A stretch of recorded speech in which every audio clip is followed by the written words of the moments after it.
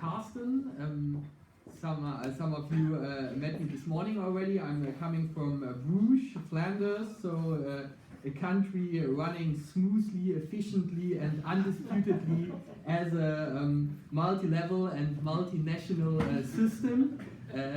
Now, of course, I'm kidding. We are going to discuss. Democracy from the multi-level democracy and multinational democracy from the European EU perspective and the Canadian perspective in this panel today. And I have the pleasure to introduce our panelists.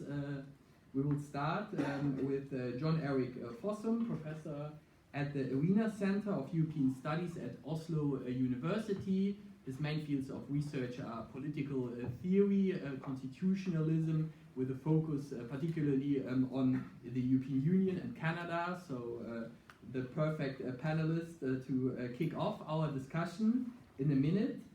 We will go on with Laurie, already introduced in the first part today.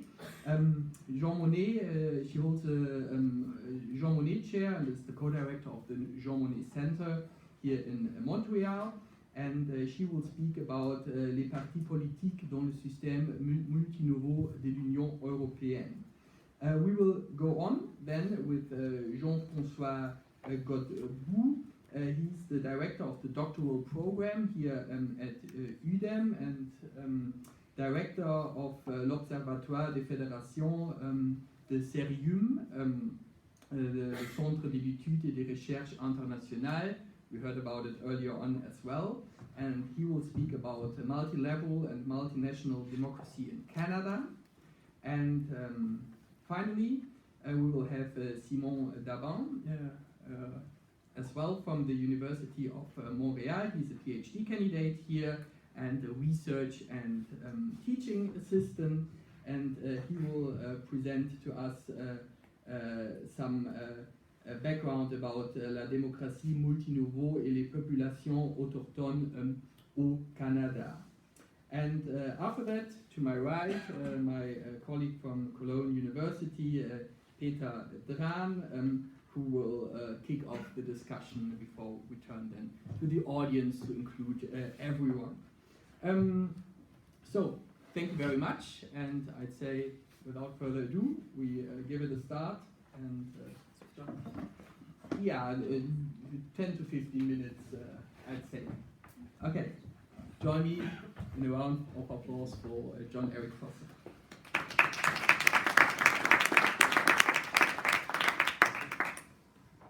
Are the slides available? Did you already put it on? Oh, okay,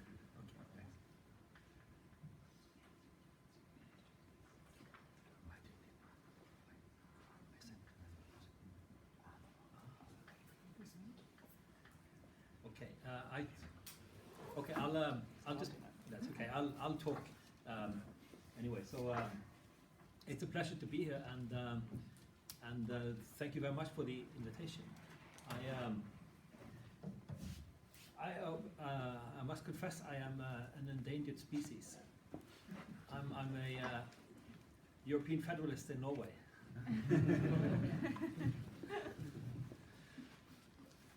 Now, a couple of comments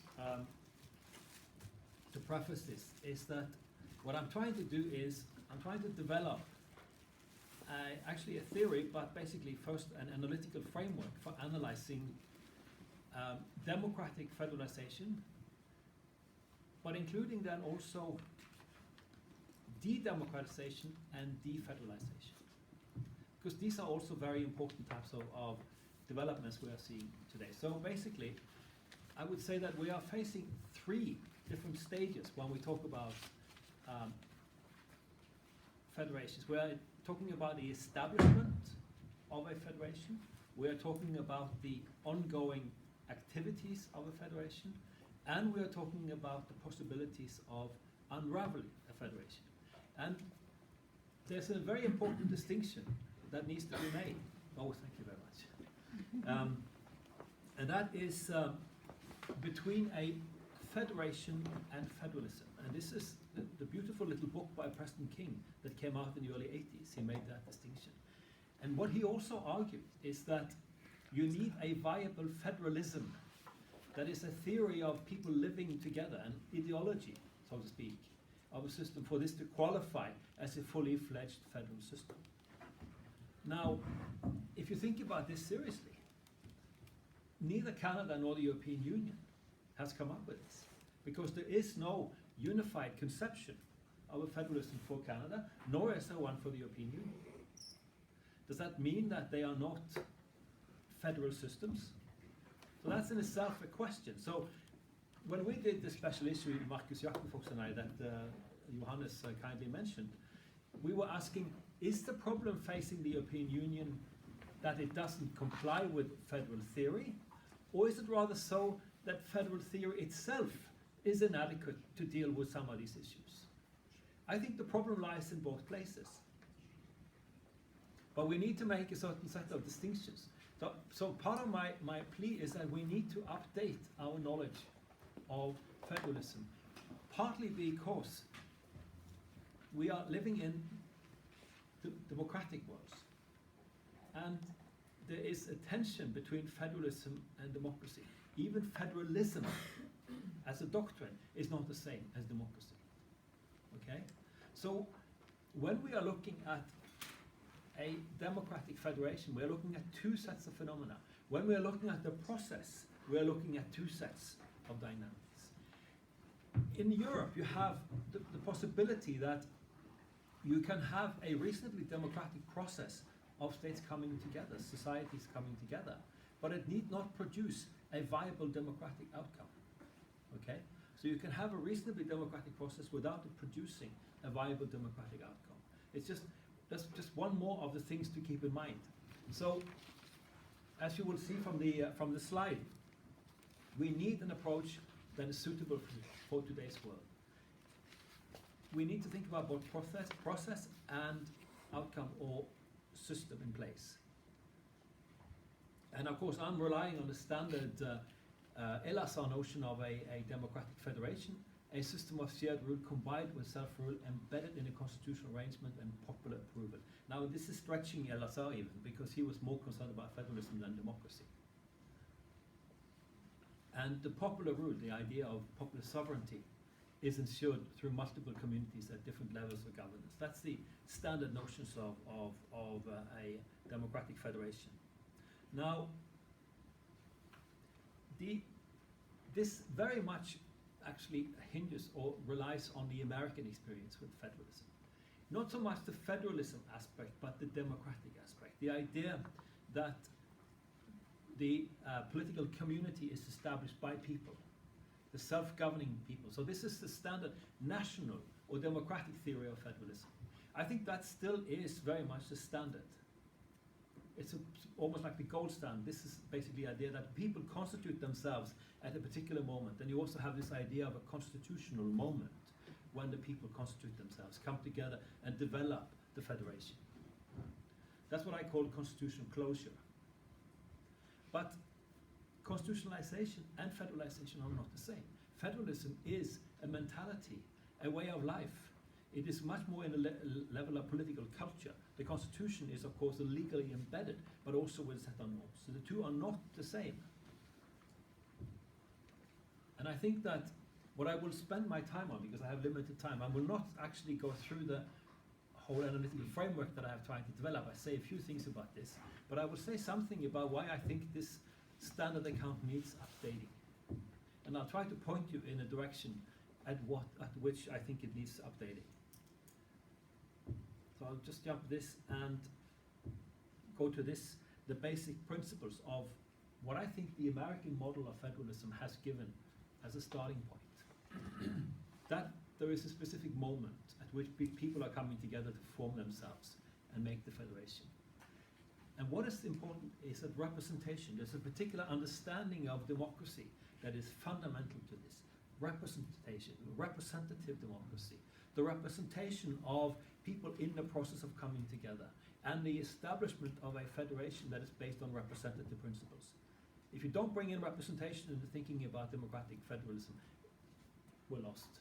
We cannot possibly operate this on any kind of populist notion or any kind of plebiscitarian notion and so on. Federalism relies on representation. It's fundamental and intrinsic to even to the American experience. And of course they came up with the idea of compounded representation, meaning that you have multiple constituencies at multiple layers that are being represented. But the unique thing about the American Federation is that it's steeped in a common nationalism. Of course, this is also through conquest, because those that were there were not included in this. So therefore, there was a common nationalism that the settlers brought with them and established and managed to influence. And of course, also that federalism is embedded in the Constitution. So this is the national theory of federalism that Samuel Behr is talking about. Now, why does this have to be updated? Well, first of all, the American experience itself is a romanticizing of the historical facts. You had a civil war, very bloody civil war, the largest war at that time in history. Even the beginning, the Americans were not completely in agreement. And also if you look at the specifics of the founding itself, they pulled people in to vote in some of the conventions. They were quite far from our democratic principles of today. And we cannot equate constitutional closure. You can have a constitution without having an agreement on federal principles. Canada has had a constitution for a long time, but it doesn't have closure on the notion of what type of community, what basic norms and values should be embedding this. And there are different reasons. I mean, in the US, it was a question of division of power across levels. In Canada, it was a question of living with multiple nationalities. That's a very different challenge. So the Canadian challenge is much more specifically federal. The American challenge, you could say, was more governing. The question of having a proper government and checks and balances and constraints on the system of government. So the rise of minority nationalism, coupled with changes in state sovereignty, have given rise to a new form, which of course you know a lot about here in Canada, namely multinational federalism and multinational federation. This is quite different from the American model. And also, if we look realistically at how federations have come together, they have come together in rather different ways. The current German federation was not formed through any kind of constituent moment where the people came together to form a federation. I've been in the Eisenhower room in Frankfurt, where very much of the action took place. And of course, the circumstances are coming together are dramatically different than they were in the 1700s, because you have established states, you have nations. So in all these instances, representation figures centrally. That's one of the critical elements. And also remember, the rise of international law, UN Convention, and all the other types of legal systems we have internationally are also making different conditions. In Europe, for instance, like what the Brits are experiencing with Brexit and so on, is that you have the European Convention of Human Rights. So who actually is party to a federalization process? When you have international bodies providing citizens with rights that they can hold against their governments. The situation is much more complicated today, partly because of interdependence, globalization, the development of established systems and communities and so on. So this is the context that we actually need to rethink the theorizing of democratic federalism. So I'm starting by unpacking this by saying that you need, if you're going to do an analytical framework, you have to say something about who are the federalizers. You have to find out who are the ones. You have to identify the proposals, and you have to see the terms of acceptance. So what is important here is the last point. The democratic federalization is not only about a commitment to federalize, but a commitment to federalize in accordance with democratic norms and principles.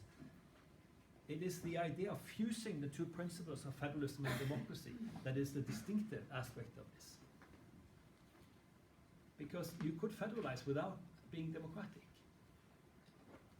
And you can democratize without being federal. But it is the particular combining of these that is important.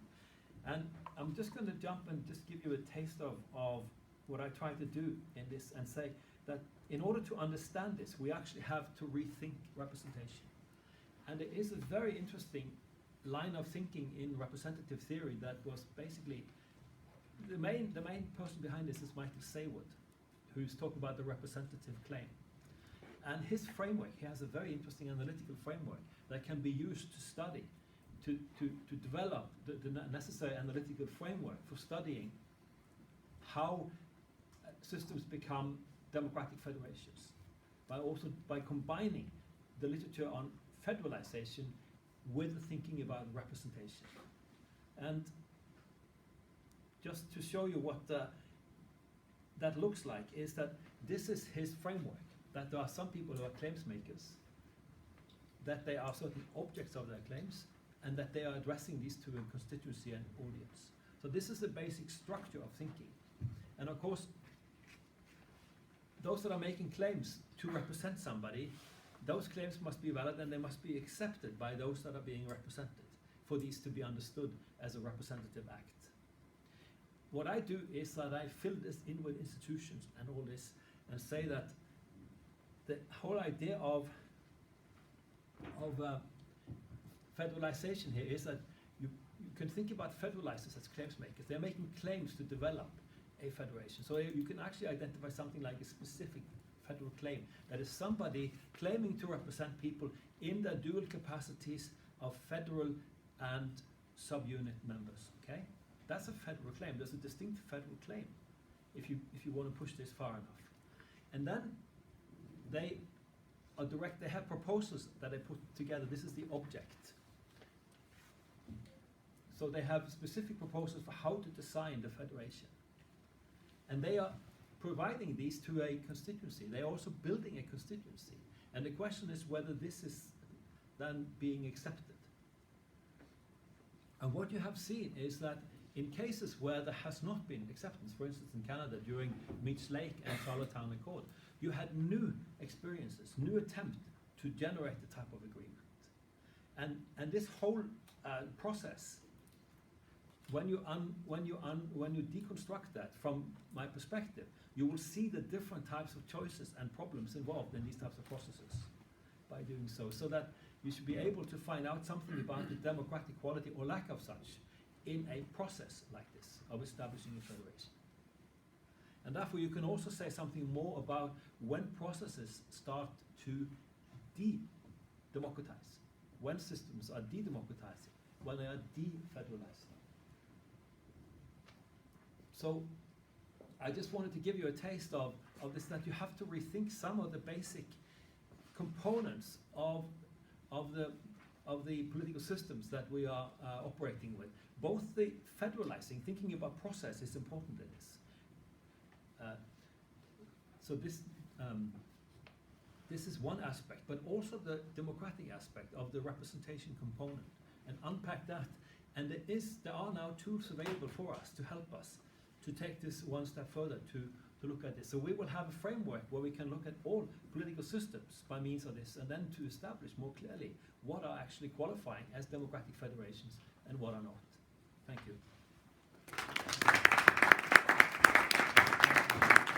Thank you very much for Erik for this new framework, probably to approach questions of democratic federalization, both in the European Union and in other systems like Canada or other states.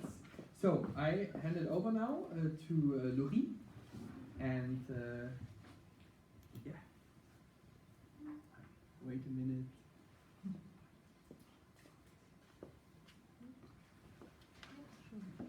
Okay, go ahead. Thank you. Rebonjour à tous. Donc, dans le fond, pour un petit peu faire le lien avec ce dont Erik vient de parler en matière de représentation, effectivement, c'est un enjeu sur lequel je vais moi aussi parler à présent. Comme l'a mis en lumière tout à l'heure, je pense, Darius, en nous retraçant les conclusions du Policy Lab d'hier. En tout cas, quand j'écoutais Darius parler, je me disais que beaucoup des changements qui étaient proposés dans ces conclusions passent en fait par les partis politiques au niveau européen, au niveau national, au niveau européen. Pourquoi ? Parce que les partis politiques constituent la base de la démocratie représentative qui est le mode de fonctionnement de la quasi-totalité des États membres de l'Union européenne. Donc, ce dont je vais parler à présent, c'est à la fois quelles sont les genèses et les caractéristiques de ce système de partis au niveau européen. Pourquoi est-ce qu'il est faiblement structuré? Pourquoi est-ce qu'on peut dire qu'il a, dans le fond, c'est un système à la maturation incomplète? Maturation incomplète parce que, dans le fond, les fonctions traditionnelles que prennent en charge les partis politiques au niveau national ne sont que... sont soit absentes, soit limitées au niveau européen de ce point de vue-là. Et je conclurai avec, en passant en revue, deux évolutions récentes qui sont à la fois l'affaiblissement de l'opposition classique dans le système européen et quelles sont ses conséquences et les questions que ça pose pour l'évolution des partis politiques, et ensuite la tentative, dans le fond, d'accroître la compétition politique au niveau européen avec le processus des Spitzenkandidaten, ou des têtes de liste, qui a été mise en place en 2014 et qui, peut-être pas, va être mis en place pour les élections qui s'en viennent en mai. Donc, avant de revenir concrètement à comment est-ce que s'est constitué ce système politique, juste un bref rappel, dans le fond, où est-ce que les partis interviennent dans le système européen et pourquoi est-ce que c'est important, dans le fond, de se rappeler ça. Bien évidemment, je suis électoraliste, donc je prêche pour ma paroisse, mais les partis politiques me semblent être vraiment extrêmement centraux dans tout un tas de questionnements qu'on a actuellement sur l'Union européenne et tout un tas de tensions qui se posent dans le système. Donc, on a bien évidemment les partis nationaux qui vont, à travers l'exécutif national et la majorité parlementaire dans chacun des États membres, siéger au Conseil européen, siéger au Conseil de l'Union européenne. Donc on a une première fois ces partis au niveau national qui sont représentés là. On a bien évidemment les partis européens et les groupes politiques, excuse-moi, sinon je suis en train de me rendre compte que je te fais ça sur le visage, qui siègent au Parlement européen, sachant que les partis nationaux constituent les partis européens. D'accord ? Donc on est dans un cas où, dans le fond, on a un peu un système de matrioshka, et donc dans le fond, un contexte qui est profondément différent du contexte qu'on connaît ici au Canada, où les deux systèmes partisans, et d'ailleurs c'est bien pour ça que je me garderai de parler du Canada, c'est mon collègue Jean-François qui m'en parlait par après, où on a deux systèmes qui sont complètement distincts. Ici, les partis nationaux font partie prenante du système au niveau européen. Le dernier lien que je voudrais faire, c'est l'influence, dans le fond, des dynamiques partisanes, donc si ce n'est des partis, mais en tous les cas des décideurs qui sont issus de ces partis, dans le choix de la Commission, et donc évidemment avec le processus des Spitzenkandidaten qui donne possiblement plus de visibilité aux partis européens dans ce processus-là que ce qu'il avait auparavant. Donc, comment est-ce qu'on peut caractériser ce système politique? D'une part, on voit qu'il reflète, donc vous avez ici quelque chose, j'imagine, plusieurs sont très familiers, mais vous avez la répartition des sièges dans la législature actuelle du Parlement pour encore quelques mois, pourcentage des sièges, pourcentage des votes aux élections de 2014. Et donc la première chose qu'on voit, c'est que les clivages traditionnels qui ont structuré depuis le 19e siècle les systèmes partisans nationaux dans l'Europe de l'Ouest sont partie prenante de la configuration actuelle, de la configuration depuis 1979 du Parlement européen, où on a donc un axe gauche-droite qui est très fortement structurant. Au moment où les partis d'Europe centrale et orientale vont rejoindre le Parlement européen en 2004, on va se poser beaucoup la question de quel est l'impact de cet élargissement sur la composition politique du Parlement européen, notamment parce qu'on le sait, les clivages traditionnels n'ont pas eu du tout le même impact sur la configuration des systèmes partisans à l'Est. Et ce qu'on voit dans le fond, c'est que ça n'a pas vraiment changé. Les partis européens, les partis principaux que sont le Parti populaire européen, les sociaux-démocrates, dans le fond, vont continuer, vont perdurer dans leur rôle, dans leur rôle moteur dans les majorités au Parlement, dans leur rôle structurant du conflit politique au niveau européen, avec à cela près que l'élargissement va accentuer l'hétérogénéité de ces deux groupes, notamment l'hétérogénéité du PPE, puisque les partis chrétiens-démocrates étaient les grands absents dans les paysages partisans à l'Est, ce qui fait que pour pouvoir conserver dans le fond un poids dominant, le PPE a dans le fond ouvert ses portes à des partis qui étaient idéologiquement possiblement plus éloignés que traditionnellement, où c'est sûr que quand on prend l'Europe continentale, les partis chrétiens-démocrates constituaient des forces très importantes. L'autre enjeu, bien évidemment, qui est structurant dans ce Parlement européen, là encore, pas de gros effets d'annonce, c'est l'axe pro-anti-intégration. Donc on a en fait une structuration à la fois interparti, c'est-à-dire que les partis politiques vont pour certains se positionner contre l'intégration et pour d'autres, la majorité des partis de gouvernement, partis libéraux, partis de centre-droite, partis de centre-gauche, vont accepter les prémices de l'intégration et donc adopter un positionnement résolument pro-intégration. Okay. Donc on a une opposition sur cet axe-là, mais on a aussi cet axe qui traverse en fait certains partis en interne. Donc on va notamment, si on prend le cas du Parti socialiste français en 2005, autour du traité constitutionnel, un parti qui est sur le bord de l'explosion, de l'implosion, parce que justement le questionnement pro-anti-intégration, ou en tout cas quelle intégration, va vraiment traverser les partis. Donc on a vraiment ces deux logiques, à la fois des logiques internes qui vont amener les partis à se remettre en cause sur certains dimensions, dans une certaine mesure, ou en tout cas à négocier ces tensions internes. On a une structuration interparti, et c'est notamment les conservateurs britanniques qui, à un moment donné, début des années 2000, vont quitter le PPE, parce que eux, justement, le PPE a un positionnement trop pro-intégration. Et à côté de ça, on a des partis eurosceptiques qui, eux, sont extrêmement diversifiés, et qui, pour la plupart, se situent dans cette partie-là de l'hémicycle, et qui vont néanmoins avoir beaucoup de difficultés à former des groupes. Dans la législature actuelle, c'est la première fois qu'on a en fait 3 groupes ouvertement se reconnaissant d'un euroscepticisme dur, donc avec une volonté de sortie de l'Union européenne. Et on le sait notamment, le groupe de l'Europe des nations et des libertés, constitué notamment par le Front National, la Ligue du Nord italienne, le Parti des libertés autrichien, l'Alternative für Deutschland, a mis plus d'1 an à se constituer après les élections de 2014 parce qu'ils n'arrivaient pas en fait à trouver suffisamment de partenaires. Donc on a cette diversité qui est elle aussi révélatrice de cette dimension pro-anti-intégration. Alors, donc je l'ai dit, il y a une très forte diversité idéologique, ce qui fait que les groupes politiques et les partis politiques européens eux-mêmes vont avoir une faible cohérence idéologique. Ça varie bien évidemment. Donc, premier signe, dans le fond, possiblement de faible, en tout cas de maturation incomplète. Le deuxième point sur lequel je voudrais m'arrêter, c'est les fonctions traditionnelles des partis. Donc,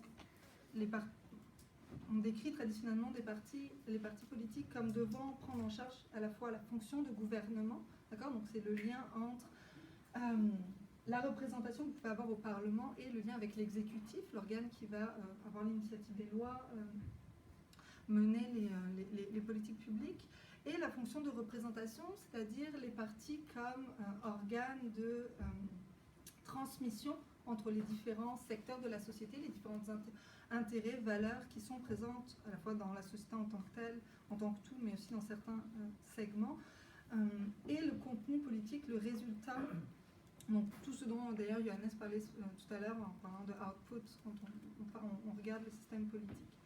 Au niveau européen, ce dont on se rend compte, c'est que la fonction de gouvernement est complètement absente. Pourquoi ?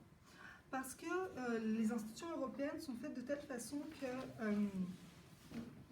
on n'a pas, en fait, les partis n'exercent pas de contrôle complet sur l'exécutif européen par le biais du Parlement européen, qui est le seul organe bénéficiant de la représentation directe au niveau européen, s'entend.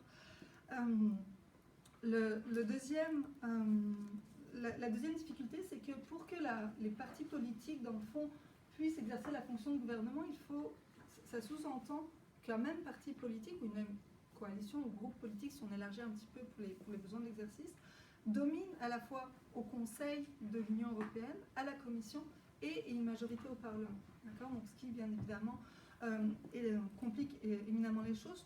Pourquoi ? À cause, dans le fond, de la première diapositive que je vous ai montrée, le fait que les partis nationaux fait, ce sont eux qui irriguent les deux conseils, le Conseil européen et le Conseil de l'Union européenne.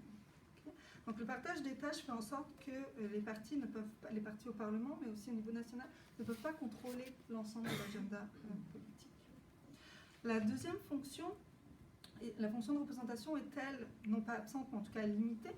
Donc l'idée, c'est que les partis doivent faire entendre la voix de leurs représentants, à la fois faire entendre cette voix-là, mais ça sous-entend aussi que les électeurs vont avoir un contrôle a posteriori sur le processus politique et vont notamment pouvoir,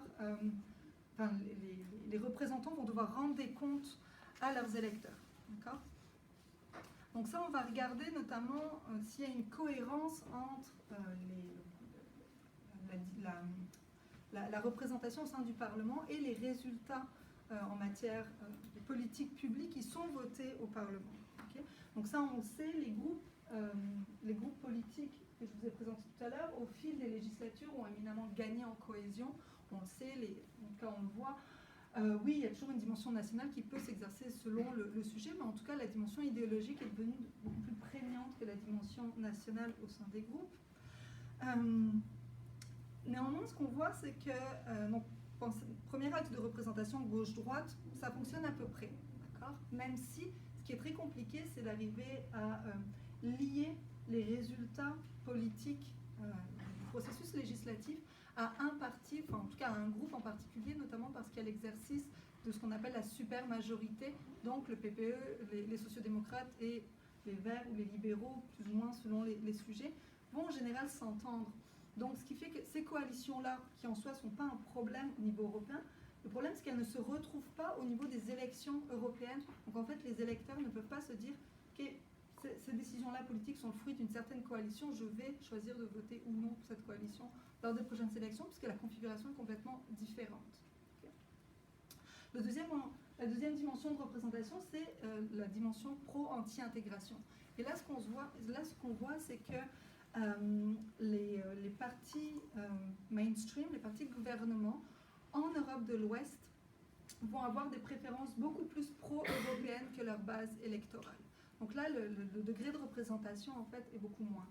Ça fonctionne mieux avec les partis d'Europe de l'Est, notamment parce que, dans le fond, l'enjeu européen est arrivé au moment où il y avait au moment du post-transition après le communisme. Donc il y a eu une reconfiguration des enjeux. Et dans le fond, les partis en Europe de l'Est vont donner davantage de poids à l'enjeu européen, ce qui fait qu'il y a une représentation plus grande sur cet enjeu-là pour leurs électeurs. Okay. Donc, ouais, 2 minutes, c'est parfait.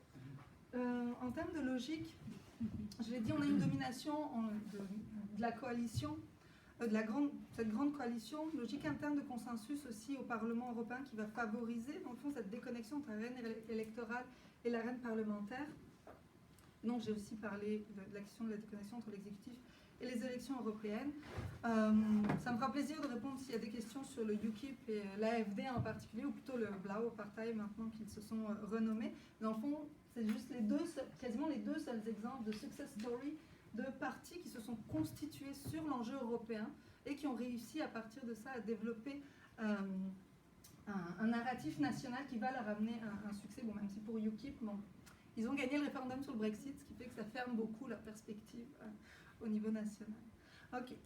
Un mot de conclusion. Dans le fond, ces caractéristiques du système vont avoir un impact très précis sur la qualité de la démocratie au niveau européen. C'est l'affaiblissement, on pourrait même aller au-delà, la quasi-impossibilité d'avoir une opposition classique au sein du système partisan européen. Ce qu'on appelle une opposition classique, c'est une opposition sur la base de l'orientation des politiques publiques. D'accord ? À cause de ce déficit de représentation, dans le fond, c'est très compliqué d'avoir, dans le fond, c'est un peu l'idée ça va être possible d'avoir une opposition seulement de l'extérieur, donc une opposition de principe à l'intégration européenne pour les partis politiques, et ce qui rend très compliqué d'avoir une opposition sur les politiques. Deuxième, donc c'est un facteur structurel. Deuxième facteur qui est un facteur conjoncturel, à l'occasion notamment de la crise économique, cette difficulté d'alternance politique s'est encore réduite. Ce qu'on voit notamment, c'est que les votes au Parlement européen, notamment pour le two-pack, donc les mesures de solution apportées à la crise en 2012, vont être beaucoup moins basées sur les questions gauche-droite, ce qui est quand même au cœur d'un traité, ou en tout cas d'un paquet de mesures sur les questions de règlement des dettes publiques et d'une crise économique, mais beaucoup plus sur l'axe pro-anti-intégration. Donc on a vraiment un rétrécissement de l'espace politique et de la compétition politique sur cette dimension-là. La deuxième dimension conjoncturelle, c'est l'opposition, en tout cas les critiques de plus en plus verbalisées des citoyens à l'égard de l'intégration européenne, et qui vont être, là encore, en fait, qui vont amener les partis politiques, pour certains sur la base de leurs valeurs, mais pour d'autres sur la base d'enjeux stratégiques, à adopter une position d'opposition de plus en plus de principes. En termes des Spitzenkandidaten, j'aurai pas le temps de rentrer là-dedans, ça me fera plaisir de répondre aux questions. Donc cette idée que les partis européens principaux doivent nominer un candidat à la présidence de la Commission européenne dans le cadre des élections européennes a été mis en place principalement en ayant ces limites-là en tête, en se disant que ça allait accentuer la compétition politique au niveau européen, donc motiver les partis, favoriser l'implication des citoyens et dans le fond augmenter la légitimité de l'Union européenne. Ce qu'on voit avec l'expérience de 2014, c'est que ça n'a pas vraiment fonctionné pour la satisfaction des citoyens en tous les cas. Et ce qu'on voit avec la perspective de 2019, c'est que si les partis se sont engagés à refaire cette stratégie-là, et on va voir les nominations dans les semaines qui viennent, c'est pas, dans le fond, ça reflète pas nécessairement un accroissement de la compétition politique aussi facile que ce qui était prévu au départ. Merci.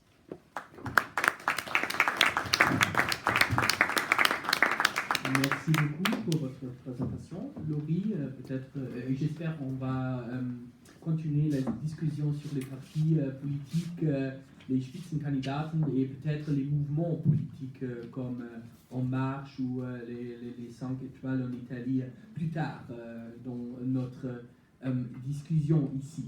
Donc, pour le moment, on va continuer avec Jean-François Godbout, qui va nous parler de multi-level and multinational democracy in Canada. C'est à gauche en bas, non? Le truc jaune. Godbout est là. Ah. Plus contrôle. Sorry, I found a couple of spelling mistakes on my presentation, so to show you guys that we are professional at the University of Montreal, I will just update the presentation. I'm sorry about that. You can deduct the time on my 15 minutes. Okay. I would like to first thank these centers. Jean Monnet, I didn't know there was 2 of them. Did I understand this correctly, or? We're not yet a center. We will become one center maybe one day. But and I also want to thank Johannes for the invitation and all the organizers for having me here today. My job is to talk about multi-level and multinational democracy in Canada. I was talking to Laurie Beaudonnet, was it Monday or Tuesday? And I wasn't sure about what I would be talking about today, and she mentioned she was going to talk about political party, and I thought, you know what, I have a book on political parties, so why don't I talk about my book a little? But I can link this up to her talk and to the general topic of multi-level and multinational governance. So for those of you who are familiar with the Canadian political science literature, this will be somewhat of a review until the very end. So you can look at your phone for the next 8 minutes and then I'll wake you up about my contribution. But for those of you who don't know much about Canadian politics, I will explain what the puzzle is and then later on my own personal contribution from my book. So in Canada we have what is called a 2.5 party system, and the reason why we have a 2.5 party system has remained a puzzle for political scientists for quite some time. Blondel in the 1968 article in Canadian Political Science, Journal of Political Science, outlined the fact that Canada has what, you can think of the US or the UK as a 2-party system, and Canada as having a 2.5 party system. And what's puzzling is the half. So why in a sort of a first past the polls parliamentary Westminster style parliamentary system do we see this half that sort of happens? I'll get back to what the half represents. So the sort of the main idea is that we have a plurality electoral system with a heterogeneous population, and the combination of those those factors produces a 2.5 party system. Basically, you can think of the fact that we have 10 provinces and a federal government and 2 national groups, now increasingly 3 national groups, if you will, with multiple groups, obviously, complicates the system of government, multiplies the potential lines of conflict in the party system. And if you refer to the classical literature about party system organization, you know that the more lines of conflict and potentially in a political system, the more parties could be elected to parliament, for instance. So in Canada, the main conflicts are really sectional, meaning like regions of Canada at times have been in opposition, so that gets to the provincial / multi-level layer of government. And you also have historical ethno and religious conflicts. More religion has been important in Europe and in Canada as well for a long time. If you go back to the classic work of Lipset, you could say that the founding of the parties in Canada is based on religious alliances, such as you find in Europe as well. Today it's more about language issues, the French versus the English, the 2 national sort of official language, if you will. So those of you who've studied party system organization know from the literature that the traditional explanation for why you would have a 2-party, a 2.5 party system is really centered around election results and the voting mechanism, right? How you transfer votes into seats. But my contribution and the book I'll talk about in the end is that there's actually an institutional interpretation to party system change and how many parties you could find in a political system which is based around parliament, right? Around the institution of parliament, around how debates are being recognized, grievances are being addressed in parliament, and that could actually have an impact on how many parties you have in a party system. So that's the sort of the main gist of my talk. So this is the traditional measure of Laxo and Tagapera, the effective number of parties in each election in Canada between 1867 and 2015. The black dot represents the average you find in, let's say there's 200 ridings in Canada. I calculate the number of effective candidates in each of these ridings, and then I take an average of this. Actually, this is the median or the average, I can't remember. It doesn't really matter. And then you've got a bar which tells you the spread. So in some ridings, you get close to 2.5. There's a little dot here. So you get close to 2.5 effective candidate. Here you get close to 0 or 1. There's no competition. But you can see that over time there's an increase in the effective number of candidates in riding over time. Okay. And the 2.5 party system is really this period here when, like, you go back to 1968, 2.5 party system, yay. So the puzzle is what is going on here, okay? And that's sort of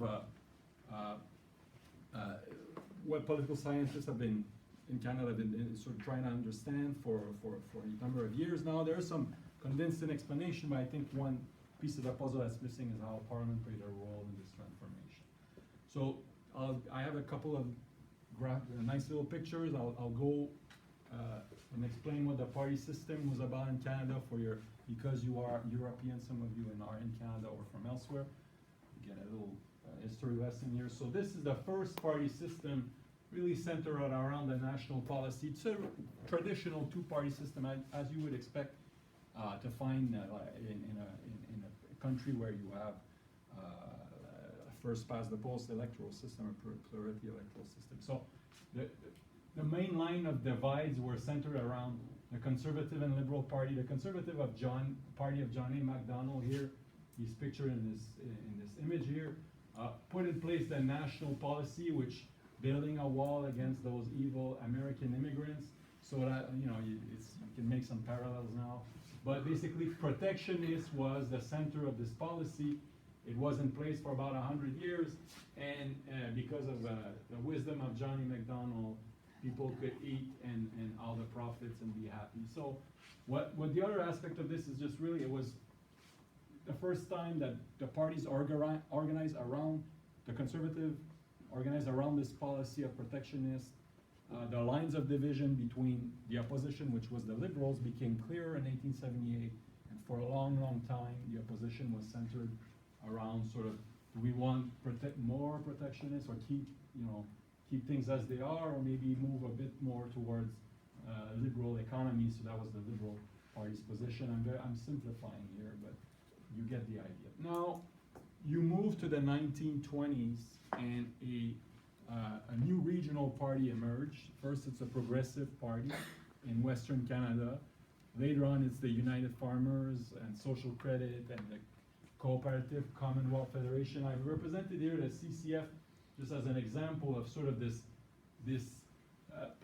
new party that emerged because of a regional conflict, Western alienation. And as I show in my, sort of explain in my book, like the parliament, the way parties were organized, it could work in a federal system with Quebec, Ontario, and the maritime provinces. And the lines of conflicts were relatively limited. But once you added the Western provinces, which are staple-based economy, to the mix, and their size grew and their importance grew, the two-party system started struggling to handle these multiple lines of conflict that popped in, these grievances that popped in into Parliament, and the electorate as well were angry at their representative for not, for instance, lowering tariff to favor exports, so to help farmer in the West. So that's why those new parties emerged. But the argument in the literature and political science in Canada has always been, there's a problem, voter reacts, they vote in a new group of MP or new party to represent them. And then we move to the sort of the traditional 2.5 party system, starting from the 1930s to, I put 2005, but 2019, if you will, the opposition between the Liberal Party and the Conservatives that were there at the beginning, but then you had this half that sort of adds to the mix, okay? So that's really a simple explanation. Why the half? Because the NDP is sort of competing, but it's not doing really well in all the writing, and it's adding some variance. So, but there is period within that time frame from the 1920s and 1930s to today, there are periods where you find that the number of party really sort of increases a lot, and then somewhat is reduced, and then there's also this long-term trend where you see the number of party, effective number of party increase as well. So what are these periods where, like if I go back to my little plots, right, so you see during World War I, 1917, there's a lot of 1921 election, 1940s here, and here this is the social credit period, and the Reform Party, the Bloc Québécois. So what's going on in these periods where there's more than a sort of 3-party competition in writing? You get 4, 5, 6 party competing, and these are sort of parties that are really added, and they're really regional in their appeals. You see here you have the Bloc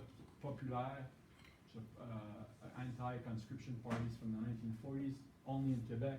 You have the United Farmers of Alberta, who were a party in Alberta during the 30s, late 20s and 30s. Then you have the Social Credit, another party that was created in Alberta, but also had representative in Quebec. Then you have the Bloc Québec, the more recent Bloc Québécois, and the Reform Party that started in Quebec, obviously in Western Canada. So, how am I doing on time? 2 or 3 more minutes. 3 more minutes. Okay, I got a lot to go through. So the classical explanations for this is really, there's one explanation that says, look, we have a first past the post electoral system.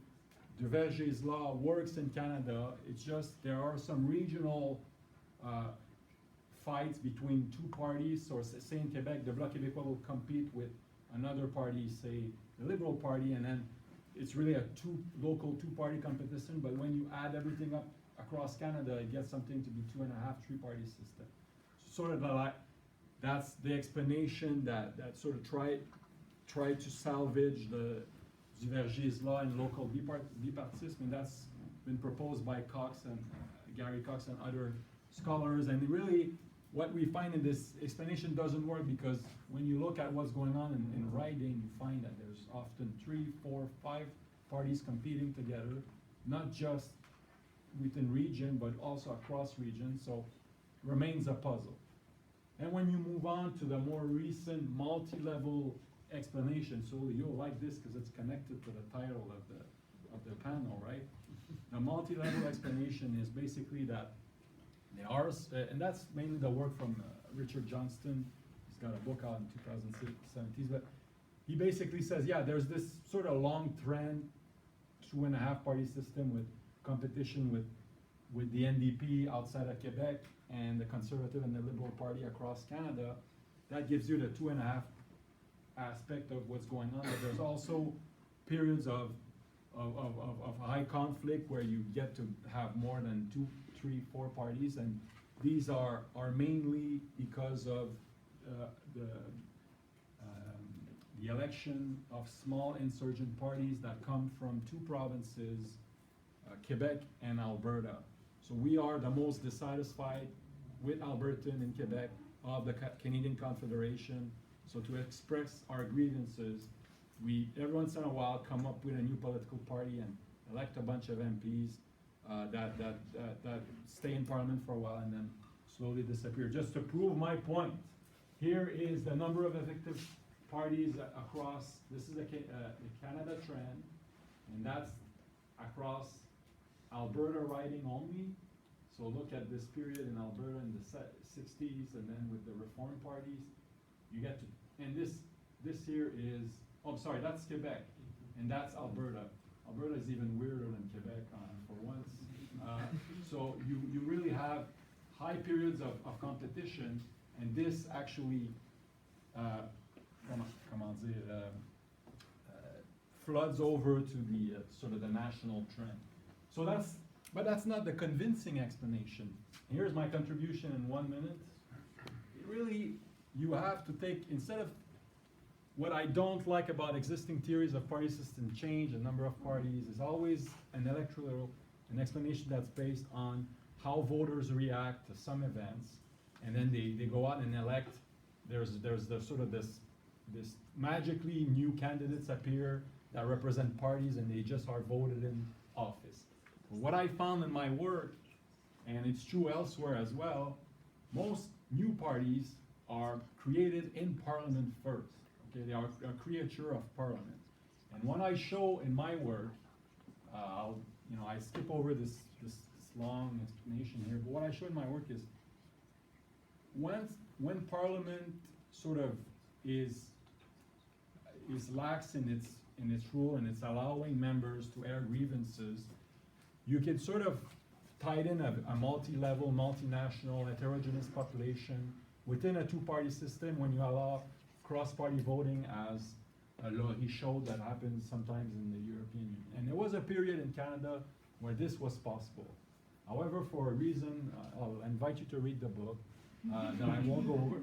The rules were changed around 1900, and not just in Canada, you see the same thing in Australia and England, to limit the rights of private members, of people expressing grievances and that has a consequence on how people can get represented in Parliament. And what happens is the party system, the first party system, at least in 1921, breaks not because voter elected progressive, but because the Progressive Party was sort of a creature of Parliament, but there's also grassroots, but it's a mix of, it's not just coming down from the electorate. And what I show is basically just a measure of party loyalty among the 2 main parties. And the advent of third party happens exactly when you see that's just how often MPs vote together. When it gets close to 100% for the 2 main parties, if you go back to my first, corresponds to the time where you have a spike in the number of parties in Canada. Now, to get the full argument, to be convinced without a doubt that I am right, that everyone is wrong except me, I invite you to read the book. Thank you. Thank you very much. Donc on est déjà en retard, donc on va continuer immédiatement. avec Simon Dabin, qui va parler de la démocratie multi-niveaux et les populations autochtones au Canada.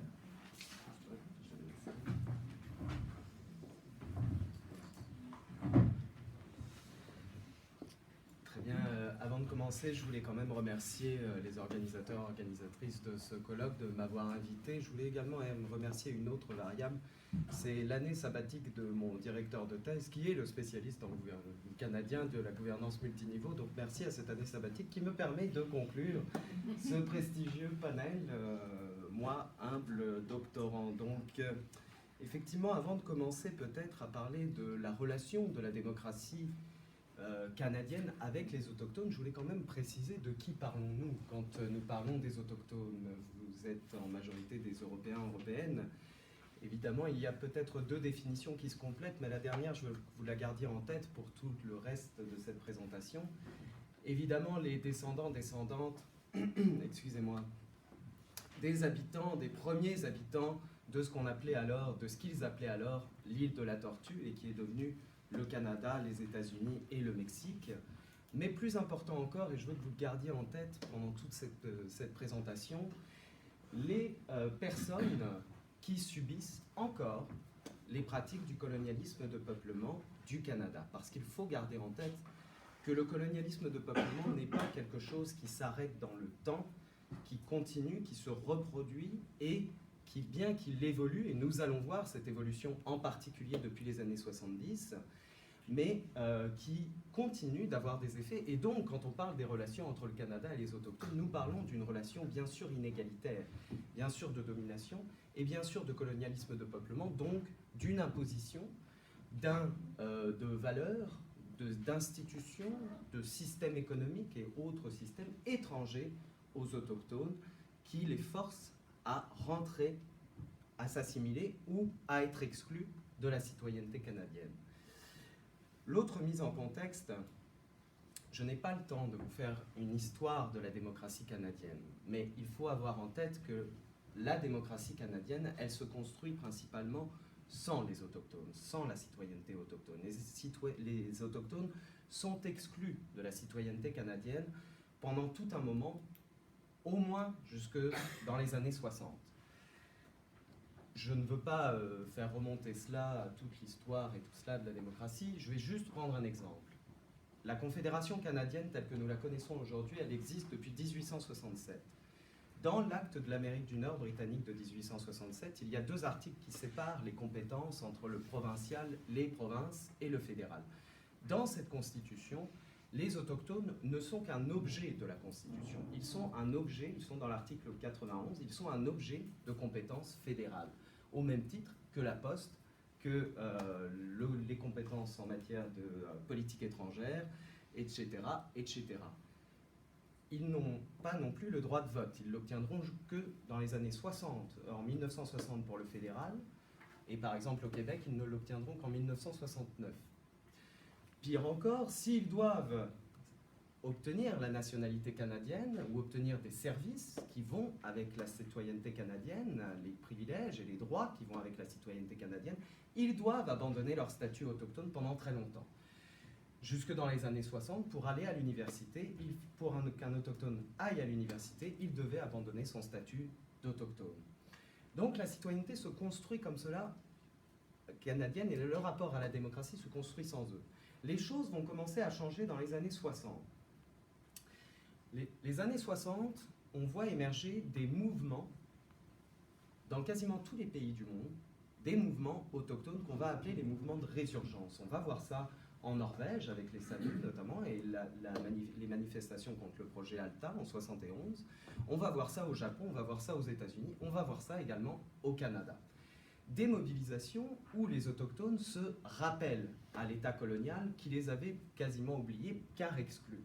Ils se rappellent en lui disant à cet État colonial, d'abord, nous existons, nous ne sommes pas morts, vous nous avez mis en réserve, vous nous avez mis dans les pensionnats, nous existons encore, mais plus que tout, nous ne sommes pas des citoyens canadiens, nous ne le sommes toujours pas. Et nous ne voulons pas l'être, nous voulons être des citoyens différenciés, des citoyens différents du reste du Canada. Et pour cela, Nous voulons des droits à l'autodétermination, des droits territoriaux, des droits spécifiques, par rapport aux droits de pêche qu'on va appeler des droits ancestraux. Face à ces tensions, les mouvements autochtones, face à ces mouvements autochtones, on va... pardon, ça bouge tout seul. Face à ces tensions, on va avoir une réaction incrémentale de la fédération canadienne qui va s'adapter à ces mouvements-là, notamment en finalement déconcentrant les espaces de gouvernance et de production de politiques publiques avec les autochtones. C'est ce qu'on va appeler la gouvernance multiniveau. C'est un outil analytique, hein, la gouvernance multiniveau, et elle nous vient en particulier des études sur l'Union européenne que les canadianistes ont repris pour l'appliquer, pour étudier les relations entre les autochtones et la démocratie canadienne. Donc la gouvernance multiniveau, c'est effectivement une disruption, enfin une rupture dans la relation directe qu'il y a entre les autochtones et l'État. Là, on déconcentre les espaces de prise de décision et aussi on multiplie les acteurs dans les prises de décision des politiques publiques. Alors la multiplication des acteurs, évidemment les acteurs économiques, les acteurs provinciaux, les acteurs fédéraux, mais chez les acteurs autochtones, on va avoir, je tiens à le préciser quand même parce que vous ne connaissez pas forcément, les conseils de bande qui sont des sortes de conseils municipaux des réserves, les assemblées des Premières Nations, la formation des assemblées des Premières Nations qui regroupent tous ces conseils de bande dans des grandes assemblées législatives, tous les conseillers de bande. Nous allons aussi avoir des organisations autochtones plus ou moins représentatives, mais tout de même des organisations autochtones, etc., etc.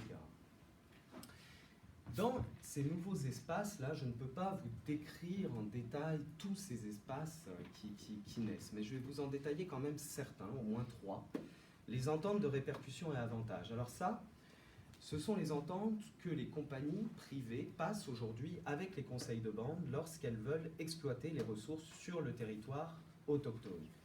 Il faut bien comprendre que les ressources au Canada, c'est une ressource économique extrêmement importante, l'exploitation des ressources. Le Canada est le pays qui a le plus fort PIB issu de l'exploitation des ressources, c'est 19% de son PIB qui vient de l'exploitation des ressources.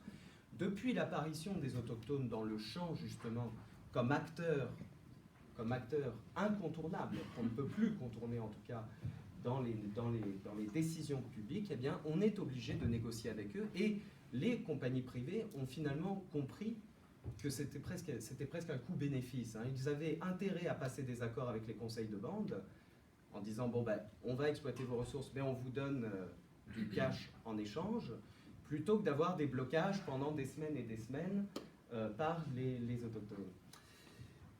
L'autre point, ce sont les ententes tripartites. Alors ça, c'est important parce que sur beaucoup de compétences, je vous ai dit que les autochtones étaient de compétences fédérales. Sauf que, par exemple, on va prendre le logement, par exemple. Le logement, c'est de compétence provinciale. Si un conseil de bande, dans sa réserve, a un problème de logement, et il y en a énormément dans les réserves, et qu'il veut justement construire des logements, il doit avoir l'accord aussi de la province pour construire ces logements. Donc il doit obtenir des accords avec, justement, et le fédéral et le provincial, et on a de plus en plus d'accords comme cela.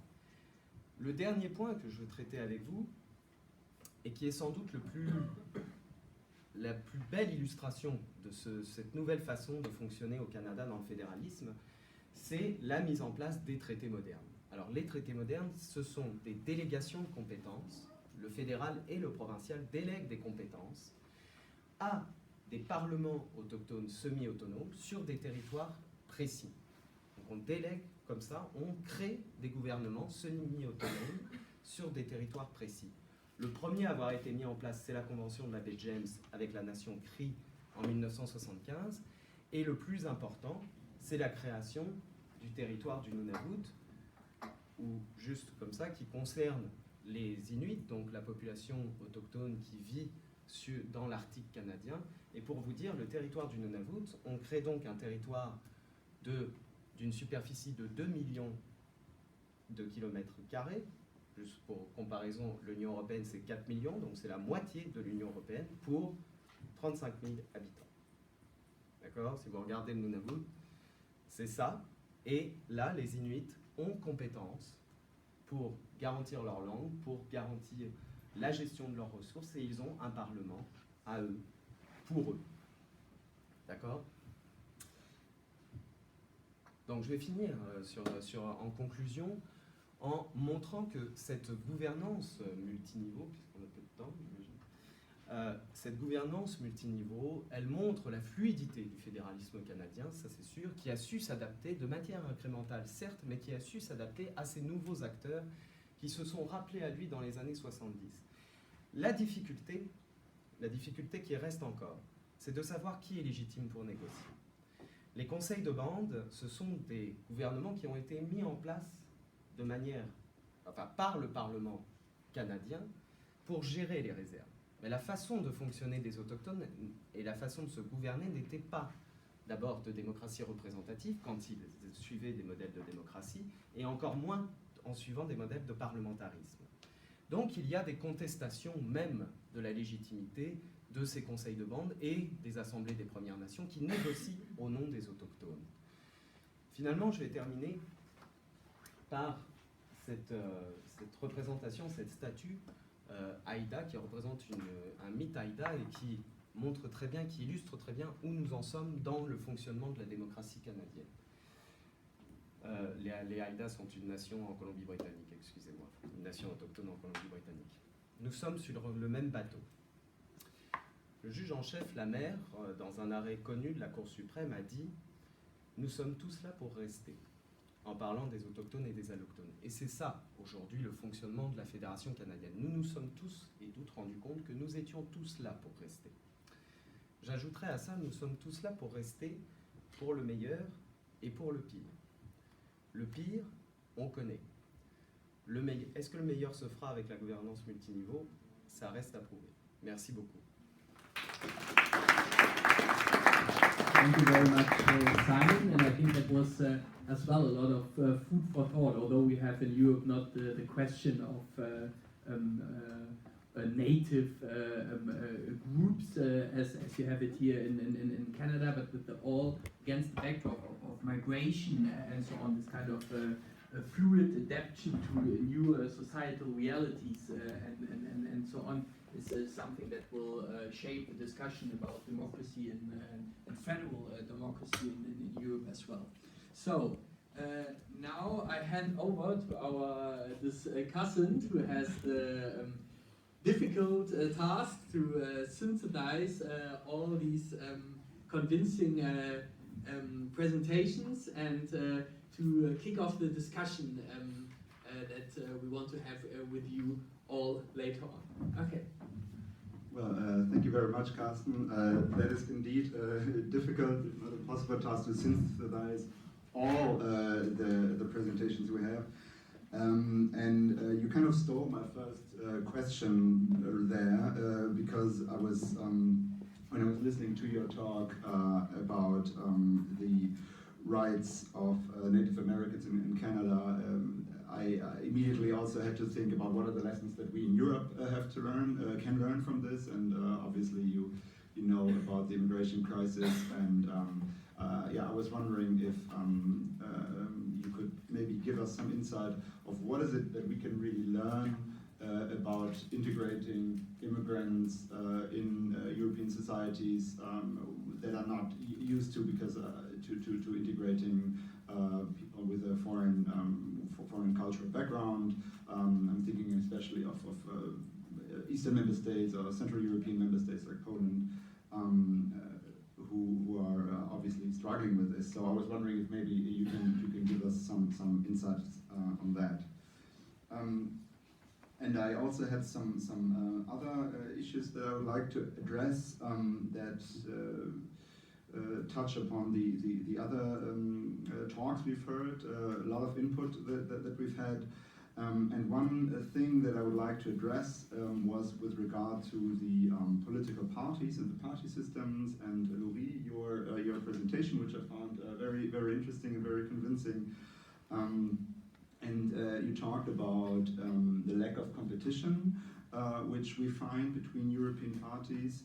And I think there you really identified one of the crucial aspects in multi-level democracy in general, but especially obviously in the EU. I guess this is a problem here is that, as we all know, in Europe we don't have this kind of a European demos and this unified media landscape and common discourses among societies, and that of course makes it difficult to have really such competitions. And at the same time, in Western democracies, not only in Europe but also in others, people have the impression that the mainstream political parties are becoming more and more alike, and in this context, I was wondering if the issue of Spitzenkandidaten, so the issue of lead candidates, can actually make a difference. Because I'm wondering if for the average citizen, it actually makes a difference if the president of the European Commission is from the EPP or is from the S&D. I mean, will he notice? And you addressed the issue of will citizens notice if there are different governing coalitions? And so my question to you, I guess, would be, is the invention of the lead candidates of the Spitzenkandidaten, is that enough? Or do we maybe need to go further? And I'm thinking, of course, of things such as transnational party lists, which is, of course, a possibility. Yeah, but maybe also other forms, other deeper reforms that could really help to actually establish more competition within the European Parliament. But this lack of competition is obviously not a problem that we have in the EU. It's also something that we have in other countries, and with this, I would also like to put this in relation to the talk of Jean-François about the emergence of new insurgent parties, and I found your talk very interesting, very convincing. The issue that party discipline and institutions within parliaments actually have led to the emergence of new political parties. But I was wondering if this issue of parties becoming more alike, if this is also something that you can also observe in Canada. I'm not an expert on Canadian politics, but what I do know that you have this Mr. called Doug Ford, who is also claiming to be outside of the mainstream political system, and he's also blaming the elites and basically portraying the rest of the political parties as being somehow unitary. So I was wondering if this is also maybe something which spurs the development of new insurgent parties also in Canada. Then the last issue that I would like to address regards the talk of you, John Erik, which I found very interesting, how you were fusing the theory of representation with democratic federalization. I found this very convincing. Especially the issue of claims making, and that you have those claims makers who make the claim that a federation exists or should exist. And I'm wondering if you also thought about claims breakers, so to say. I mean those people who reject the claim as such. So who seek to destroy the kind of federal mentality that you talked about, and who seek to undermine the political cultures that you need to have a federation. I guess those claims breakers can also be representatives. When I think of someone like Nigel Farage, he's a representative of the citizens in the European Parliament. But he rejects the claim that the European Union is a federation. So I was wondering if you could expand on that. And another issue that I would like to throw at you is the issue of legitimacy. Because this is something that I did not find in your talk, and I was wondering in how far this could fit into your framework. Because at some part it could be a part of the object that you described, but at the same time, legitimacy is also relevant when you talk about the constituencies, about constituency construction, because the legitimacy of a federation varies obviously between constituencies. Every constituency has its own understanding of belonging to a federation. And then there are different kinds of legitimacy. There's the input legitimacy, which would then correspond, I guess, to representation. But there's also output legitimacy. So the idea that maybe a federation or a federal state can deliver certain functions, like, I don't know, foreign policy, or in the European Union, I could think of economic gains that we gain from the internal market, things that only the federal state can do, and this also can serve as legitimacy for the federal state. And so I was wondering if you could maybe expand on that and see how this can fit into your framework. Yes, and with this, I would like to end my short intervention. Yeah, thank you. Thank you very much, Peter. I would suggest that we start in reverse order with John making the start again, and then we tackle all the other questions. And I hope then I would ask you to keep your answers rather short, probably 2 or 3 minutes, so that we have some time in the end to discuss questions from the audience as well. Thank you very much. Very good questions. Basically, when I talk about claims, is that, of course, anybody basically makes claims. So it's not even claims breakers, but it is alternative claims makers. So what I'm trying to sort out in this analytical framework is that there are some people who make claims that we can identify as being federal, and they direct these at a constituency. Whereas other ones would be rejecting the whole idea that this is about federalism. So what I try to make a commitment index actually in terms of who is specifically a claims maker, and the thing about this is that from a federal perspective, it has to do about the credibility and the ability to establish a system. From a democratic perspective, it has to do about representativeness, and that takes us to legitimacy, which is a very apt and very good question. And the thing for me is that my framework, especially in terms of when you think about it, this is legitimacy works in the different stages of this also. That, for instance, I'm skeptical of this constituent, pouvoir constituant, and because that presumes that there is a kind of people there that you already can see in terms of legitimacy. I go one step further back in terms of this and say, look, the very construction of a people in itself is a political act, and who is included in this, and the legitimacy of this must follow from that type of discussion. So you take it even further back than this, because you don't settle the issue at a specific point in time. So the legitimacy question comes in the whole time. And what I try to do with reconstructing this in representative terms is to bring in the idea of consent, which is one aspect. But with legitimacy, you also have the normative question of there being certain norms, and it has to be abiding by this. And this is the other thing, that what I have done now is to develop an analytical framework. The normative evaluation will have to come afterwards in terms of how good this is in terms of legitimacy. But it figures, and I try to build this into the framework, but it doesn't come out because legitimacy is ultimately a very normative aspect. But you have also different standards. One has to do with the process and how that works, and the other one has to do with the standards. That also depends on where these are pitched. So this is one of the complicated things. But what I'm trying to do is first to develop a more realistic approach to seeing what is actually going on, and then afterwards to look at this once we understand the type of phenomena we're seeing. Because as Simon was showing, I mean, this is very complicated, these types of dynamics, because we have multiple constituencies out there with different types of claims.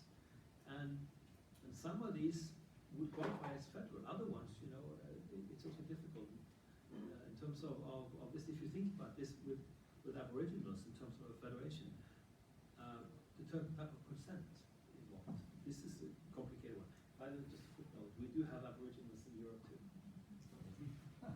We have Sami and Greenland, Inuit and so on. You know. So, yeah, so you see much more of that in the north. And in fact, this is also actually a much more thorny issue than people think, because you have Sami into Russia. So the Sapmi, which Sami see as their own land, extends all of the north of Norway, Finland, to some extent Sweden and Russia. So the Sami parliaments we have there, you know, they are also wanting to stake out this as a distinctive area for in the north. And of course Greenland is another interesting case which went out of the European Union in 1984, which was still is the only territory that has actually left the European Union. So these issues are common, but they are not figuring in the same way in the constitutional dynamics at the federal, so to speak, level in Europe. So that's actually correct. That's of course absolutely right, and it's good that we have someone from Northern Europe here to correct this kind of Western European perspective. Okay, Jean-François, please explain us the Canadian Donald Trump. Well, it's an interesting, if you look at what Doug Ford and populist parties in Canada historically have been asking or putting in as planks in their platform is to give the power back to the people, and one way would be by reducing party discipline. That was a big thing in the 1920s. Doug Ford will talk about recall election. That's another recall election. You can recall your MP if you're not happy, your member of parliament, if you're not happy with her job or his job. So all of these, the parties are the same because they protect the welfare state. You get, a little variation, but really, no major reform, and everyone votes the same in parliament, either for or against the government. So once again, I'm not saying, obviously I'll say it in my book, Institution Explain Everything, the electorate doesn't matter. It's a little more complicated than that, but one has to remember that the populist Doug Ford people or Donald Trump exist because the way our institutions are organized and the way we are being represented in parliament. So Doug Ford is not, it's not his own party, right? He's a member of an existing party. He just sort of hijacked the leadership. And in conclusion, I would like to just point out to my Europeanist friends that from what I remember, parties joined, and maybe that's for Laurie, party joined the cross-national parties, party group in parliament, oftentimes to get office access and grants, and so la stratégie, I'll switch to French just to be more elegant, la stratégie d'obtenir ces avantages est liée à la nature même de l'institution du Parlement européen. Et quand on calcule les indices de loyauté, c'est par rapport à ces groupes partisans-là, puis on les compare avec les groupes nationaux. Encore une fois, c'est un bel exemple que l'organisation même, là, puis ça rejoint les propos de Jean-Erik, que l'organisation même, la représentation au Parlement européen, façonne le système le système partisan. I want to add and conclude on this is really for so, it's been out there, this thesis that parliament influences the party system since Lipset, Rackham, and Epstein in the 60s, but no one really has sort of taken up on this question. And I urge you to do it if you work on the EU. Thank you. Donc, Laurie, c'est à vous. Yeah, maybe just to piggyback on for 1 second on what Jean-François just mentioned. Actually, right before you said, okay, I won't remember you, I was just thinking, okay, so I'm not, you say it's all about institution. I would say, no, it's not all about actors. I agree, it's also about actors and institutions, because in the case of political parties in the EU framework, of course, the rules of the parliament and the way the constitution is regulated influence the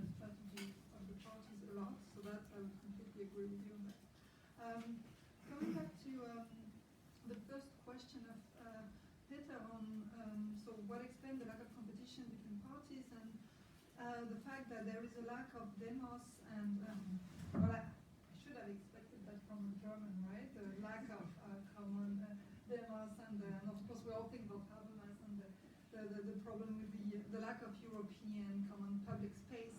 Well, actually, I would say yes, we are lacking of all of that, but I think we can. There is still more a margin of improvement if we focus on parties alone, because we could still be lacking a common media outlet and covering of the issues on the media dimension if political parties actually really engage with the European issue and provide some framing on the issue, and from that, well, maybe it's the cynical approach, or at least the rational approach would be if we increase the stake of political competition for parties at the EU level, and that goes through increasing the link between probably parliamentary representation in parliament and executive power, then, parties are rational actors. Reorient the strategy towards the EU level, which was initially the bet by the new functionalists, right? Has thought that, okay, parties will become vector of integration because they rearrange their claims to that. So we are not there yet.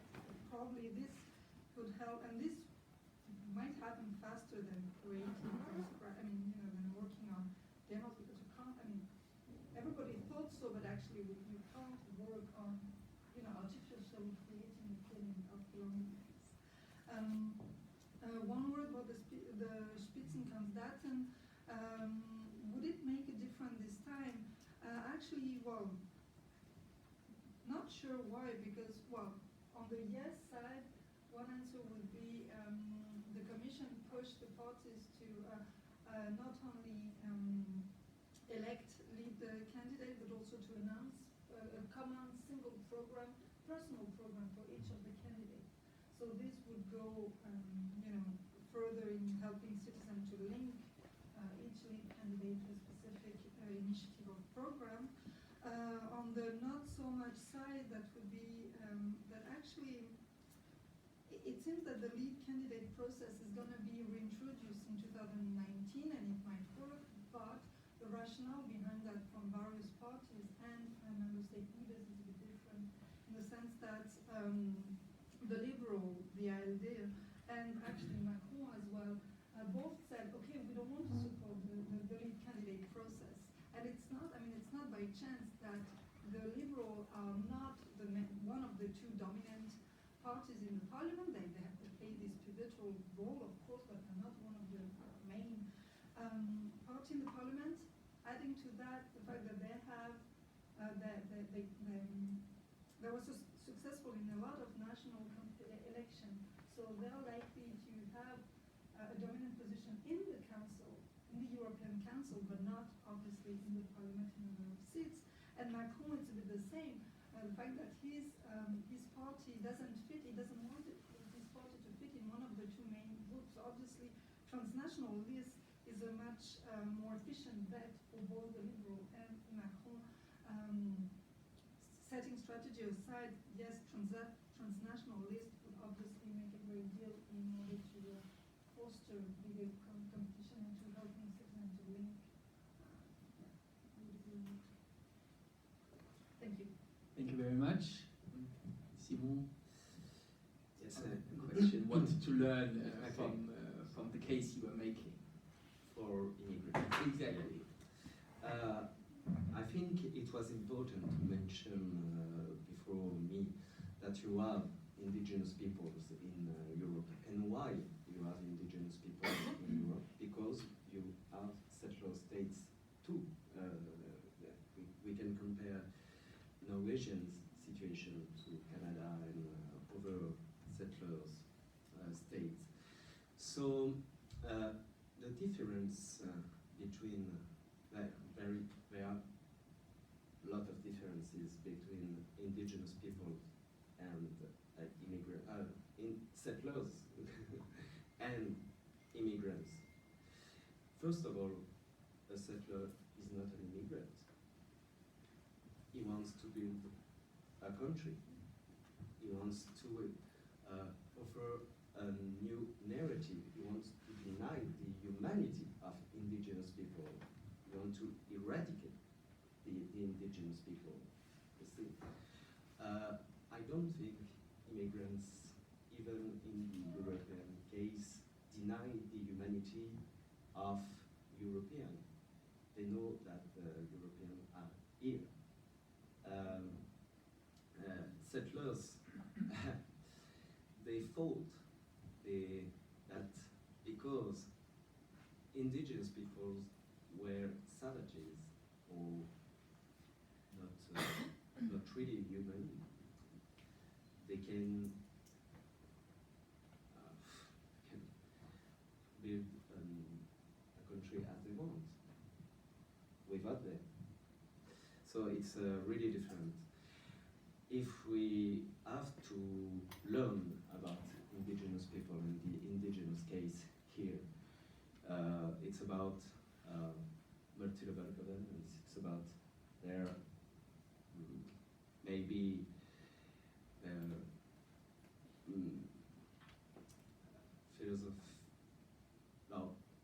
philosophy, you know, about ecology and other things.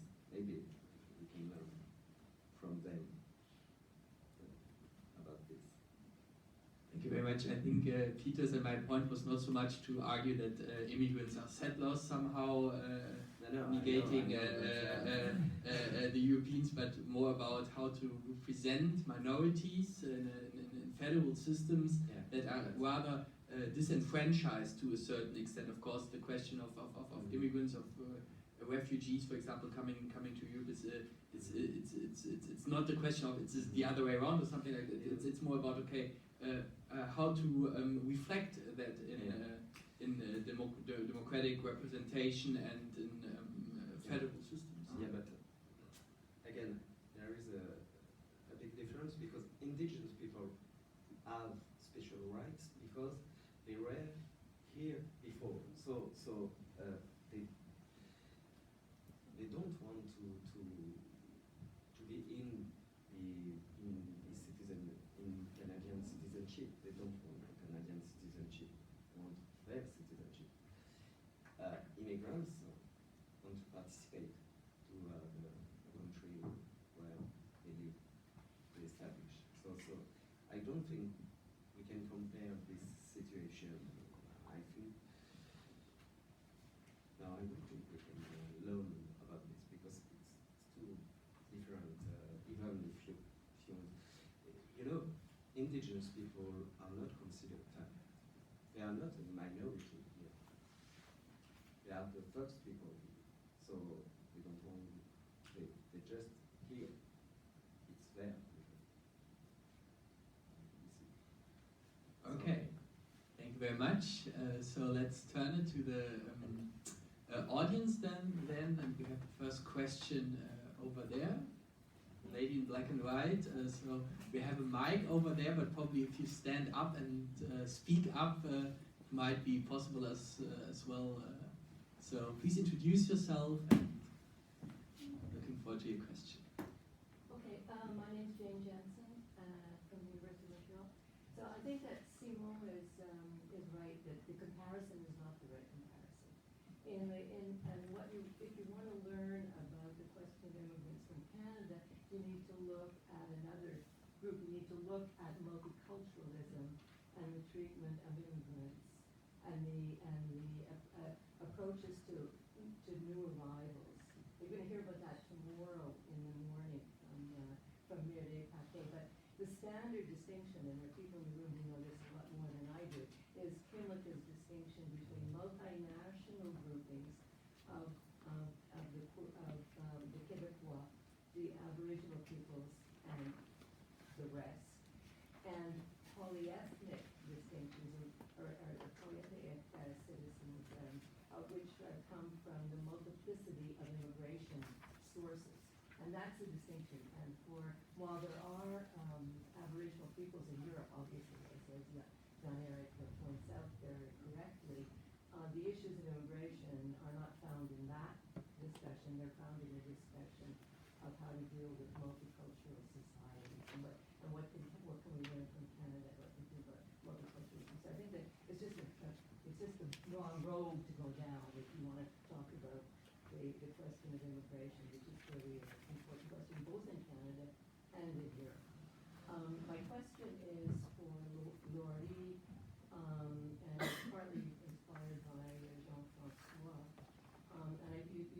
You sort of addressed this, but I want you to take it up a bit more.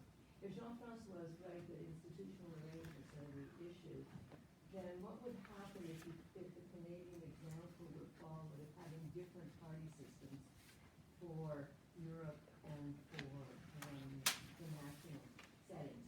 So instead of having the European parties being these conglomerations of national parties, you simply set up you didn't, but a separate set was done, and one of the ways to do it would be to embrace the distinction between pro and anti-European. If that's really the cleavage, then a party system organized around that would be a way. But there is a lesson from Canada, which is that you can have two separate party systems, and it can work perfectly well, because the Canadian parties, despite their names, are not the same at provincial and federal level.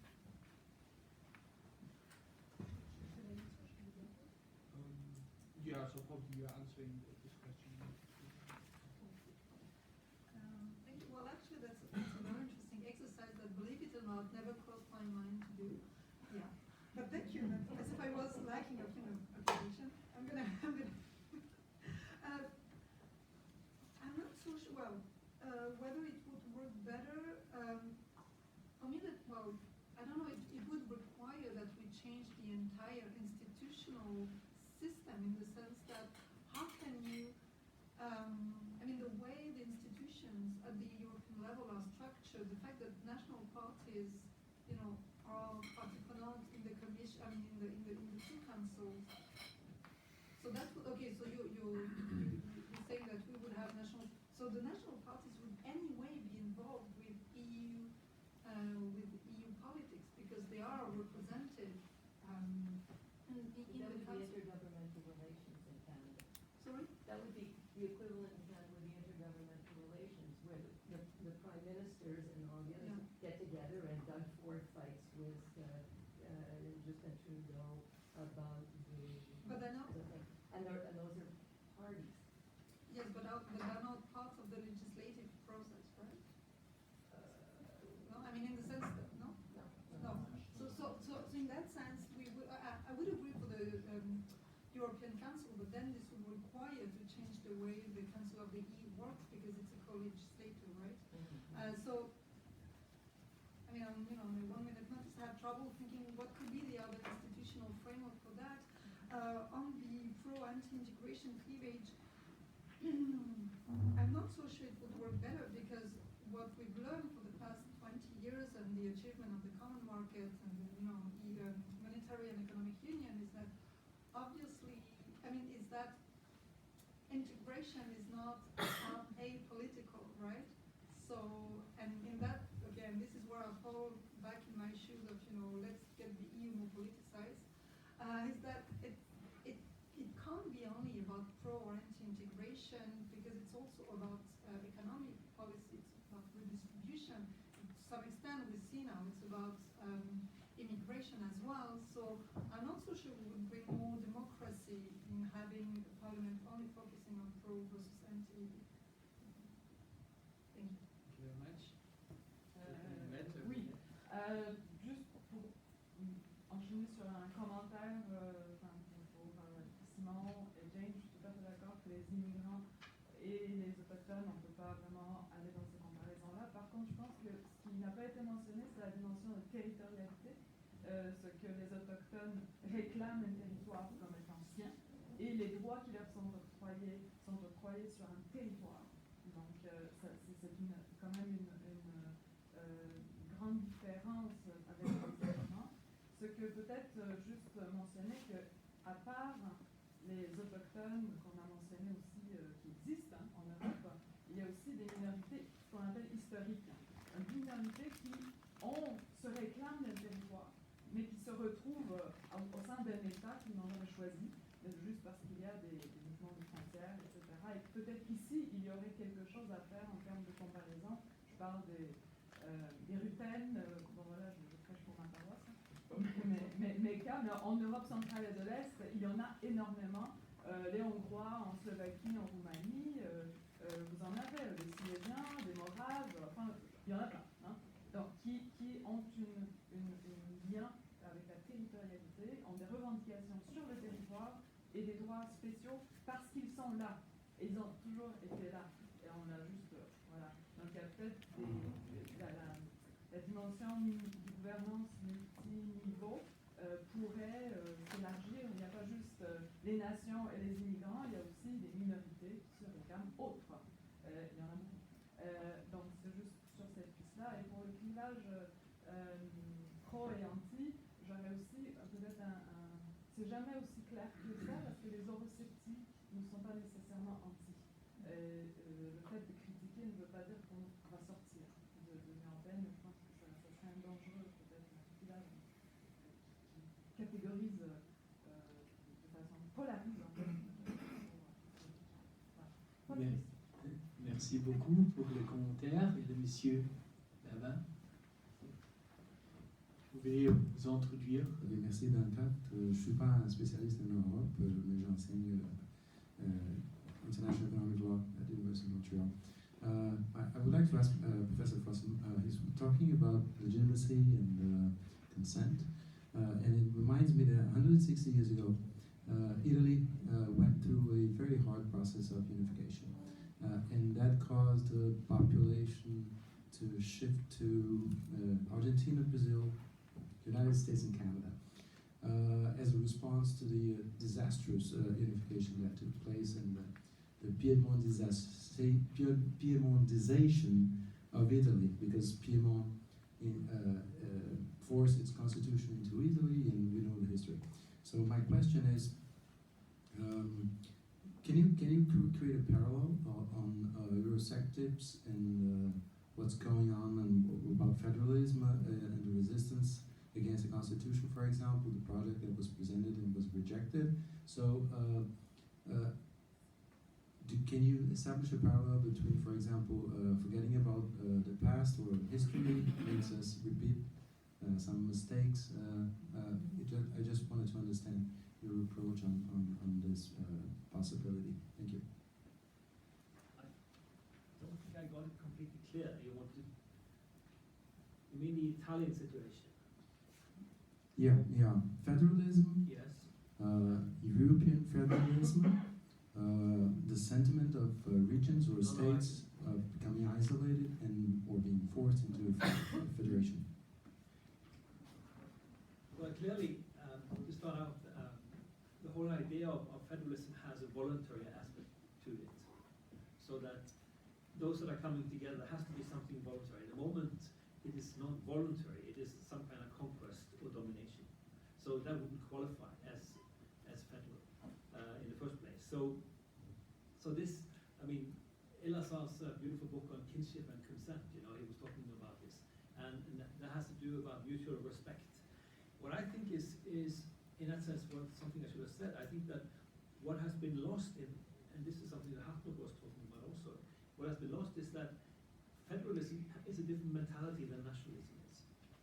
Nationalism is much more binary in terms of exclusion and inclusion, whereas federalism is living with the duality, and therefore always has to have a higher element of tolerance. Now, what some sort of standard Democrats would say, well, that comes on at the behest of the people's consent, and I think this is one of the conundrums in trying to make this work, because federalism is based on collectives somehow. It doesn't have to be states, but they have to be collectives that are coming together, so that it is people in a collective sense that are coming together, but that element has to be voluntary.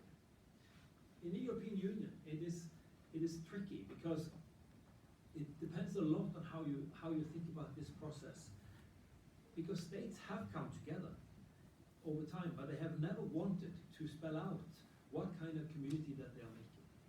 So there is, when we talk about legitimacy and the normative aspect, there is a deficit in the normative script and the type of commitment that people have actually made in this. And that's something you see now also with Brexit. But suddenly, with Brexit, the Brexiteers are completely ruling out all those obligations that the UK has actually entered over time. Because the states in Europe have actually entered into a whole host of types of obligations, so that they are actually operating in what you could call a material constitution. The problem is to find a procedure that people can find acceptable to establish that this is something that people share, and to single out that these are issues that we will be doing together. And of course, if you think about this, you cannot have national referendums, because this is a European issue. So if you're going to have a procedure, you have to have a procedure that actually activates all Europeans. At the same time, that procedure must also appeal to people in their national selves. So you have to have a twofold. If you really want to talk about this in terms of federal procedure, then you have to talk about this in two levels. That means that the so-called constitutional process was one where the convention took upon itself to make a constitution, but nobody had authorized it to do so. You could still redeem the claim, provided that you would get acceptance as a procedure. You could do that. I mean, this is a catch we face. Do you have to front load everything at the moment of foundation, or can you obtain the type of consent, acceptance as you go along in the process? And I think this is the conundrum facing these complex systems. And this is not something that can be fixed at one moment. These are working agreements, basically. And the question is whether the process is moving in the right direction or in the wrong direction. This is how I would pitch the federalism thing. If you can see that the thing is moving along lines that look like they are both compatible with the democratic and also voluntary social census, then I think you can talk about a federalization process. The moment it starts veering off, no, it's no longer so. I mean, so I'm trying to make a fairly realistic approach. But voluntary is fundamental. Consent is fundamental, and then legitimacy also comes in as a normative size on top of this.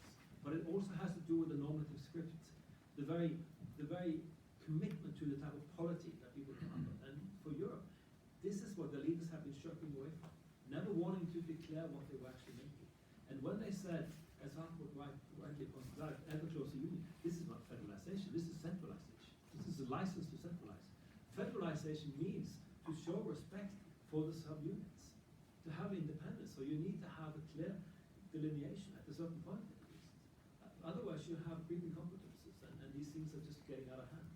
So I mean, some of the reactions we are seeing to the European development today are perfectly understandable from that type of logic. But this is where Wessel's notion of the EU is so important, because it talks about fusion. What it means is that the member states are situated in the EU institutions. So the EU is unique in the extent to which the member states are themselves actually guiding the EU institutions, but they are pretending not to be having a control of this. So they themselves are shirking a responsibility for the type of system that they are in. So I mean, so it's not the EU's fault in this case. It's member states on the one hand want the EU to do everything, on the other hand not taking responsibility for it. This is really bad. It's de-federal. Thank you very much. Are there any other questions? So since we are already over time, I would draw that panel to an end. Before, I'd like to thank all our speakers for the discussions, for the presentations, and I hope we can continue the one or other one or other discussion about the lessons from multinational systems to multicultural systems during the coffee break later on. Thank you very much, and that's it.